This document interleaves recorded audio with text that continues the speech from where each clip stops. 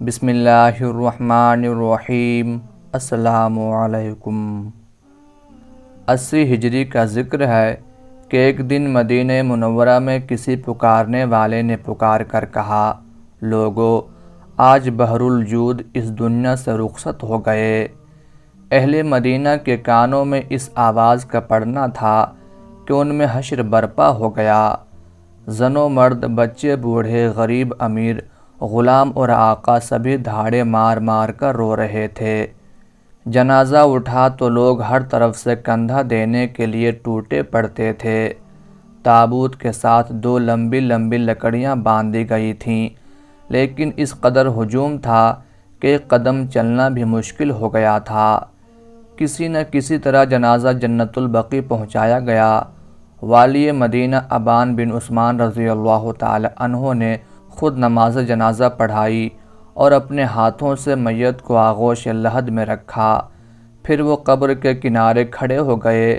اس وقت ان کی آنکھوں سے سیل اشک رواں تھا اور زبان پر یہ الفاظ تھے، اللہ کی قسم تم بہترین آدمی تھے، تم میں مطلق شر نہ تھا، تم شریف ابن شریف تھے، تم صلہ رحمی کرتے تھے، تم لوگوں سے کسی غرض کے بغیر نیکی کرتے تھے، تم بدکاروں کے دشمن تھے، اللہ تم پر رحمت نازل کرے۔ بنو ہاشم تو تمہاری وفات سے غمزدہ ہیں ہی، سارے قریش اور اہل مدینہ کے کلیجے بھی تمہاری جدائی پر شک ہیں۔ آہ اب تم جیسا غریبوں کا غمگسار، بامروت دوست اور دلوں کی ڈھارس بندھانے والا مربی کہیں نظر نہ آئے گا۔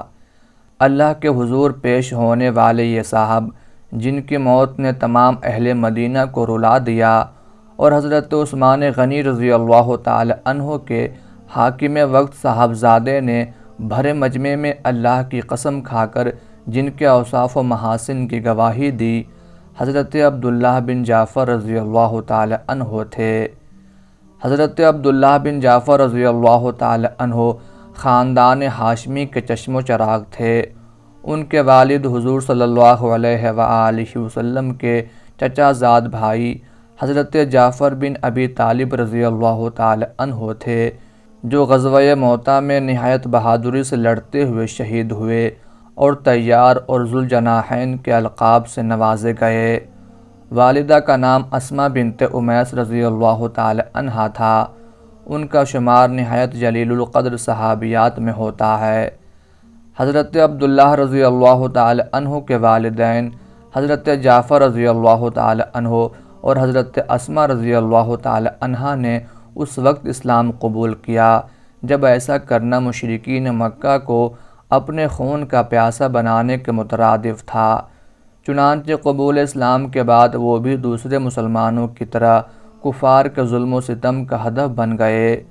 جب مشرکین کی ستم رانیاں حد سے بڑھ گئیں تو 6 نبوت میں حضور صلی اللہ علیہ وآلہ وسلم کے ایما پر حضرت جعفر رضی اللہ تعالی عنہ اور حضرت اسماء رضی اللہ تعالی عنہ ہجرت کر کے حبش چلے گئے، جہاں وہ 12-13 برس تک غریب الوطنی کی زندگی گزارتے رہے۔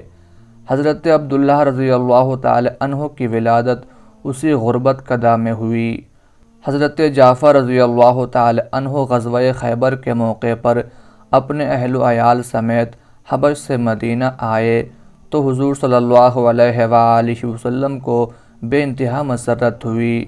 آپ صلی اللہ علیہ وآلہ وسلم نے فرط محبت سے حضرت جعفر رضی اللہ تعالی عنہ کی پیشانی چوم لی اور فرمایا، معلوم نہیں مجھے جعفر رضی اللہ تعالی عنہ کے آنے سے زیادہ خوشی ہوئی ہے یا خیبر کی فتح سے۔ اس وقت حضرت عبداللہ رضی اللہ تعالی عنہ کی عمر 7-8 برس کی تھی۔ حضرت جعفر رضی اللہ تعالی عنہ نے انہیں حضور صلی اللہ علیہ وآلہ وسلم کی خدمت میں پیش کیا تو آپ صلی اللہ علیہ وآلہ وسلم نے ان کو گلے لگا لیا اور مسکراتے ہوئے ان سے بیعت لی۔ 8 ہجری میں غزوہ موطا پیش آیا۔ حضرت جعفر رضی اللہ تعالی عنہ نے اس میں مردانہ وار لڑتے ہوئے شہادت پائی۔ حضور صلی اللہ علیہ وآلہ وسلم کو اطلاع ملی تو آپ صلی اللہ علیہ وآلہ وسلم کو سخت صدمہ پہنچا اور آپ صلی اللہ علیہ وآلہ وسلم سخت غم و اندوہ کے عالم میں حضرت جعفر رضی اللہ تعالی عنہ کے گھر تشریف لے گئے۔ اس وقت حضرت اسماء رضی اللہ تعالی عنہا بچوں کو نہلا دھلا کر کپڑے پہنا رہی تھیں۔ حضور صلی اللہ علیہ وآلہ وسلم نے آپ دیدہ ہو کر فرمایا، جعفر کے بچوں کو میرے پاس لاؤ۔ حضرت اسماء رضی اللہ تعالی عنہا نے بچوں کو خدمت اقدس میں پیش کیا۔ حضور صلی اللہ علیہ وآلہ وسلم نے بچوں کو گلے لگایا اور ان کی پیشانیاں چومیں۔ حضرت اسماء رضی اللہ تعالی عنہا حضور صلی اللہ علیہ وآلہ وسلم کے آپ دیدہ ہونے سے پریشان ہو گئیں اور دریافت کیا، یا رسول اللہ، میرے ماں باپ آپ پر قربان، آپ غمگین کیوں ہیں؟ کیا جعفر کے بارے میں کوئی خبر آئی ہے؟ حضور صلی اللہ علیہ وآلہ وسلم نے فرمایا، ہاں وہ شہید ہو گئے ہیں۔ اس نہایت جاں گداز کی خبر سنتے ہی حضرت اسماء رضی اللہ تعالی عنہا کی چیخیں نکل گئیں۔ ان کی گریہ و زاری سن کر پاس پڑوس کی خواتین جمع ہو گئیں۔ حضور صلی اللہ علیہ وآلہ وسلم واپس تشریف لے گئے اور ازواج مطہرات کو ہدایت فرمائی کہ آل جعفر کا خیال رکھنا، آج وہ اپنے ہوش میں نہیں ہیں، انہیں سینہ کوبی اور بین سے منع کرنا۔ مسند احمد بن حنبل میں ہے کہ حضور صلی اللہ علیہ وآلہ وسلم نے اس موقع پر 3 مرتبہ یہ دعا مانگی، الہی تو جعفر کے اہل و عیال کی سرپرستی فرما اور عبداللہ کے داہنے ہاتھ کے کاروبار میں برکت دے۔ حافظ ابن حجر رحمۃ اللہ علیہ نے الاصابہ میں لکھا ہے کہ حضور صلی اللہ علیہ وآلہ وسلم نے حضرت عبداللہ رضی اللہ تعالی عنہ کا ہاتھ پکڑ کر دعا کی، بار الہا اس کو جعفر کا صحیح جانشین بنا، اس کی بیعت میں برکت عطا فرما، اور میں دنیا اور آخرت دونوں میں آل جعفر کا ولی ہوں۔ ایک اور روایت میں خود حضرت عبداللہ بن جعفر رضی اللہ تعالی عنہ بیان کرتے ہیں کہ میرے والد کی شہادت کے بعد رسول اللہ صلی اللہ علیہ وآلہ وسلم مجھے اور میرے بھائیوں کو لے کر مسجد نبوی میں تشریف لے گئے اور درد و غم بھری آواز میں مسلمانوں کو حضرت جعفر رضی اللہ تعالی عنہ کی شہادت کی خبر سنائی۔ پھر آپ صلی اللہ علیہ وآلہ وسلم نے ہمیں اپنے گھر لے گئے اور اپنے ساتھ کھانا کھلایا۔ 3 روز تک ہم وہیں کھانا کھاتے رہے اور حضور صلی اللہ علیہ وآلہ وسلم ہمارے گھر تشریف لاتے رہے۔ حضرت عبداللہ رضی اللہ تعالی عنہ کی کم عمری اور یتیمی کی وجہ سے نبی رحمت صلی اللہ علیہ وآلہ وسلم ان پر غیر معمولی شفقت فرماتے تھے۔ پھر وہ یوں بھی حضور صلی اللہ علیہ وآلہ وسلم کے بھتیجے ہوتے تھے اور نہایت پسندیدہ عادات و خصائل کے مالک تھے۔ ظاہر و حسن و جمال کے لحاظ سے بھی اپنی نظیر آپ تھے، اس لیے حضور صلی اللہ علیہ وآلہ وسلم فرمایا کرتے تھے، عبداللہ خلقن اور خلقن مجھ سے مشابہ ہے۔ ایک دن حضرت عبداللہ رضی اللہ تعالی عنہ کسی جگہ بیٹھ کر مٹی کے کھلونے بنا رہے تھے۔ اتفاقاً ادھر سے حضور صلی اللہ علیہ وآلہ وسلم کا گزر ہوا۔ آپ صلی اللہ علیہ وآلہ وسلم نے پوچھا، عبداللہ کیا بناتے ہو؟ عبداللہ رضی اللہ تعالی عنہ نے جواب دیا، کھلونے بناتا ہوں۔ رسول اکرم صلی اللہ علیہ وآلہ وسلم نے پوچھا، ان کا کیا کرو گے؟ عبداللہ رضی اللہ تعالی عنہ نے جواب دیا، بیچوں گا۔ رسول اکرم صلی اللہ علیہ وآلہ وسلم نے پوچھا، اور ان کے دام کس کام میں لاؤ گے؟ عبداللہ رضی اللہ تعالی عنہ نے جواب دیا، خرمے خریدوں گا اور کھاؤں گا۔ حضور صلی اللہ علیہ وآلہ وسلم کو نوعمر عبداللہ رضی اللہ تعالی عنہ کے یہ معصومانہ جواب پسند آئے اور آپ صلی اللہ علیہ وآلہ وسلم نے خوش ہو کر دعا کی، الہی اس بچے کے ہاتھ کے کام میں برکت دے۔ مستدرک حاکم میں ہے کہ ایک دن حضرت عبداللہ رضی اللہ تعالی عنہ بچوں کے ساتھ کھیل رہے تھے کہ رسول اکرم صلی اللہ علیہ وآلہ وسلم ادھر سے گزرے۔ آپ صلی اللہ علیہ وآلہ وسلم کی نظر حضرت عبداللہ رضی اللہ تعالی عنہ پر پڑی تو انہیں اپنے پاس بلایا اور نہایت شفقت کے ساتھ اپنی سواری پر بٹھا لیا۔ 11 ہجری میں حضور صلی اللہ علیہ وآلہ وسلم نے رحلت فرمائی تو حضرت عبداللہ رضی اللہ تعالی عنہ اپنے چچا حضرت علی رضی اللہ تعالی عنہ کی نگرانی و سرپرستی میں آ گئے۔ انہوں نے بھی نہایت محبت اور شفقت کے ساتھ حضرت عبداللہ رضی اللہ تعالی عنہ کی تربیت فرمائی۔ جب وہ سن بلوغ کو پہنچے تو حضرت علی رضی اللہ تعالی عنہ نے اپنی لخت جگر حضرت زینب رضی اللہ تعالی عنہ کا نکاح ان سے کر دیا۔ یہ واقعہ حضرت عمر فاروق رضی اللہ تعالی عنہ کے دور خلافت کا ہے۔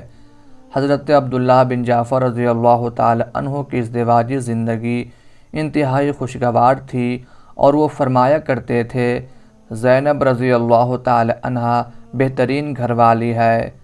حضرت عبداللہ رضی اللہ تعالی عنہ نے عہد فاروقی ہی میں تجارت کو اپنا ذریعہ معاش بنا لیا تھا۔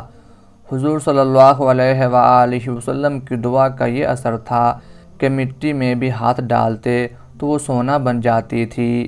اس طرح وہ نہایت تونگر اور آسودہ حال ہو گئے، لیکن جس قدر ان کے پاس مال و دولت کی فراوانی تھی وہ اس سے کہیں زیادہ کشادہ دست اور فیاض تھے۔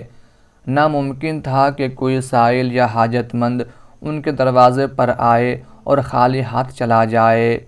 اپنی بے مثل فیاضی اور سیر چشمی کی بدولت حضرت عبداللہ رضی اللہ تعالی عنہ بحر الجود یعنی سخاوت کا سمندر کے لقب سے مشہور ہو گئے تھے۔ تاریخ میں ان کی دریا دلی اور فیاضی کے بے شمار واقعات بیان کیے گئے ہیں۔ حافظ ابن حجر رحمۃ اللہ علیہ نے الاصابہ میں لکھا ہے کہ ایک دفعہ ایک تاجر تجارت کی غرض سے بہت سی شکر لے کر مدینہ منورہ آیا۔ اتفاق سے اس وقت بازار سرد تھا۔ گھاٹے کے خیال سے تاجر کا دل ڈوب گیا۔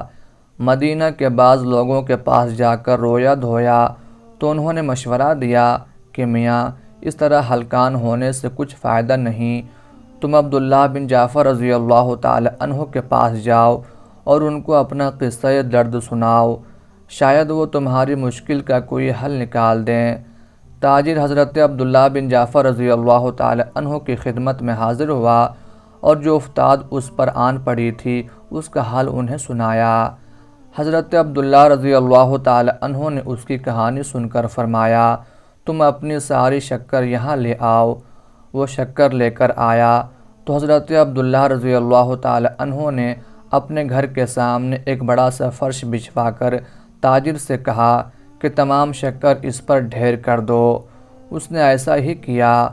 اب حضرت عبداللہ رضی اللہ تعالی عنہ نے مدینہ میں اعلان کرا دیا کہ جس کو شکر کی ضرورت ہو وہ ہمارے یہاں سے بلا قیمت لے جائے۔ یہ اعلان سن کر لوگ شکر پر ٹوٹ پڑے اور تھوڑی ہی دیر میں ساری شکر لوٹ لی۔ خود اس تاجر نے بھی حضرت عبداللہ رضی اللہ تعالی عنہ کا ایما پا کر اس لوٹ میں حصہ لیا اور کچھ خالی بورے بھر لیے۔ جب یہ ہنگامہ ختم ہو چکا تو حضرت عبداللہ رضی اللہ تعالی عنہ نے تاجر سے شکر کی قیمت پوچھی۔ اس نے 4000 درہم بتائی۔ حضرت عبداللہ رضی اللہ تعالی عنہ نے نہایت خوش دلی سے اس کو یہ رقم ادا کر دی اور وہ ان کو دعائیں دیتا ہوا رخصت ہوا۔ ایک مرتبہ ایک بدوی شاعر حضرت عبداللہ رضی اللہ تعالی عنہ کی خدمت میں حاضر ہوا اور ان کے سامنے یہ اشعار پڑھے۔ میں نے خواب دیکھا کہ ابو جعفر، یہ حضرت عبداللہ رضی اللہ تعالی عنہ کی کنیت تھی، نے مجھے حریر کی قبا پہنائی ہے۔ جب بہت سے دن گزر گئے اور اس خواب کی تعبیر ظاہر نہ ہوئی تو میں نے ایک دوست کے سامنے اپنا خواب بیان کیا۔ اس نے کہا کہ یہ کبھی نہیں ہو سکتا کہ یہ خواب حقیقت کا جامہ نہ پہنے، کیونکہ ابو جعفر جن کو تو نے خواب میں دیکھا ان کا ابر کرم تو سارے زمانے پر برس رہا ہے۔ خود فیاضی کو انہوں نے حکم دے رکھا ہے کہ خبردار مجھ سے آگے نہ بڑھنا۔ حضرت عبداللہ رضی اللہ تعالی عنہ نے بدوی کے اشعار سنے تو اس کا منشا سمجھ گئے۔ اسی وقت اپنے خادم کو حکم دیا کہ اندر سے ان کی حریر کی قبا لا کر بدوی شاعر کو پہنا دے۔ بدوی قبا پہن کر چلنے لگا تو مسکرا کر اس سے فرمایا، مگر بھائی تم نے خواب میں میری وہ زربفت کی قبا کیوں نہ دیکھی جو میں نے 300 دینار میں خریدی تھی؟ اور اس حریر کی قبا سے کہیں زیادہ قیمتی ہے۔ بدوی شاعر بھی بڑا حاضر جواب تھا۔ اس نے ہنستے ہوئے کہا، اسے حفاظت سے رکھیے گا، انشاءاللہ آئندہ اسی کو خواب میں دیکھوں گا۔ ایک دفعہ ایک غریب بدوی نے حضرت عبداللہ رضی اللہ تعالی عنہ کے پاس اونٹ بیچا۔ ان کو ضرورت تو نہیں تھی، لیکن بدوی کی کفالت کے خیال سے خرید لیا۔ بدوی بھی ان کے مزاج سے واقف تھا۔ اس نے وقفہ سے 3 بار اونٹ کی قیمت وصول کی۔ وہ سب کچھ جاننے کے باوجود ازراہ مروت ہر دفعہ قیمت دے دیتے، تاہم جب وہ تیسری بار قیمت وصول کر کے جانے لگا تو مسکرا کر فرمایا، بھائی تم 3 مرتبہ اپنے اونٹ کی قیمت وصول کر چکے ہو۔ بدوی کو اب چوتھی مرتبہ اس مقصد کے لیے ان کے پاس آنے کی ہمت نہ پڑی۔ ایک دفعہ ایک غریب اعرابی حاکم مدینہ مروان بن حکم کے پاس جا کر امداد کا مسائل ہوا۔ اس نے صاف جواب دے دیا۔ اعرابی وہاں سے حضرت عبداللہ رضی اللہ تعالی عنہ کے دروازے پر پہنچا۔ اس وقت وہ حج کے لیے مکہ معظمہ جانے کی تیاری کر رہے تھے۔ بہت سا سامان اونٹوں پر لاد کر پہلے روانہ کر چکے تھے اور اب صرف ان کی ذاتی سواری کا اونٹ دروازے پر لدا پھندا کھڑا تھا۔ اس پر جو سامان تھا اس میں اہل مکہ کو دینے کے لیے ایک خطی رقم بھی تھی اور سامان کے دائیں جانب ایک قیمتی تلوار بھی لٹک رہی تھی۔ حضرت عبداللہ رضی اللہ تعالی عنہ اونٹ پر سوار ہونے کے لیے گھر سے نکلے تو اعرابی سامنے آ گیا اور یہ اشعار پڑھنے لگا، آپ خاندان رسالت کے در بے بہا ہیں اور رسول اللہ صلی اللہ علیہ وآلہ وسلم کے قریبی عزیز ہیں، آپ سخی ہیں اور میں ایک قلاش اعرابی ہوں۔ امیر شہر مروان نے مجھے دھتکار دیا، مایوس ہوں، لیکن اس امید پر آپ کے دروازے پر آیا ہوں کہ حکومت اپنے خزانے کے دروازے تو بند کر سکتی ہے، لیکن آپ کے خزانے کے دروازے پر اس کا زور نہیں چل سکتا۔ اعرابی کے اشعار سن کر حضرت عبداللہ رضی اللہ تعالی عنہ نے سر جھکا لیا اور بولے، بھائی میرا سامان تو لد کر جا چکا، اب صرف یہ اونٹ باقی رہ گیا ہے، اسے تمام ساز و سامان اور مال و اسباب سمیت قبول کر، ہاں یہ خیال رہے کہ اس کے دائیں جانب جو تلوار لٹکی ہوئی ہے اس کو کسی غلط جگہ استعمال نہ کرنا، میں نے اسے 1000 دینار میں خریدا تھا۔ اعرابی نے ان کا شکریہ ادا کیا اور اونٹ کی مہار تھام کر دعائیں دیتا رخصت ہوا۔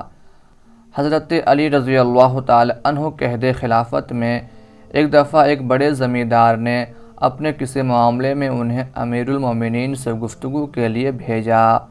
انہوں نے ایسے مدلل طریقے سے بات کی کہ اس زمیندار کے حق میں فیصلہ ہو گیا۔ اس نے شکرانے کے طور پر انہیں 40,000 کی رقم بھیجی۔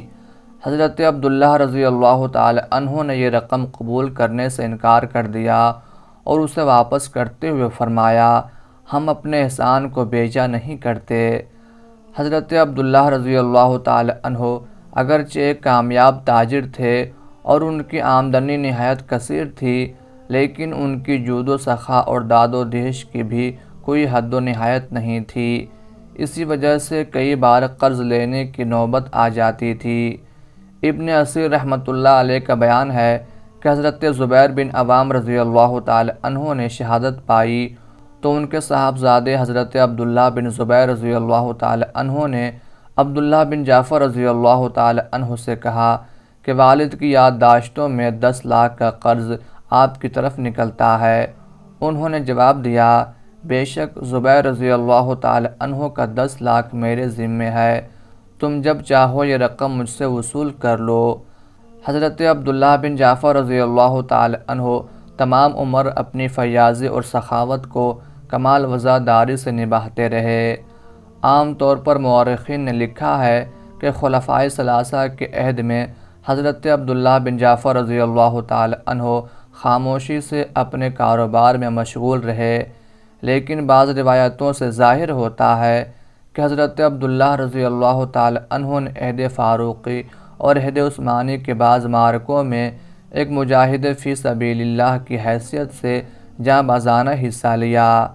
حضرت علی رضی اللہ تعالی عنہ کا دور خلافت آیا تو حضرت عبداللہ رضی اللہ تعالی عنہ ان کے پرجوش دست و بازو ثابت ہوئے اور جنگ صفین میں شامی فوج کے خلاف خوب داد شجاعت دی۔ التواء جنگ کا معاہدہ لکھا گیا تو انہوں نے اس پر حضرت علی رضی اللہ تعالی عنہ کی جانب سے گواہی ثبت کی۔ ذی الحجہ 60 ہجری میں حضرت امام حسین رضی اللہ تعالی عنہ نے اہل کوفہ کی دعوت پر اپنے اہل و عیال اور جانثاروں کی ایک مختصر جماعت کے ساتھ مکہ سے کوفہ کا عزم کیا تو حضرت عبداللہ بن جعفر رضی اللہ تعالی عنہ نے انہیں کوفہ جانے سے روکنے کی بہت کوشش کی اور عمرو بن سعید حاکم مکہ کا امان نامہ بھی ان کے لیے حاصل کر لیا، لیکن امام حسین رضی اللہ تعالی عنہ نے باوجود ان کا مشورہ قبول نہ کیا۔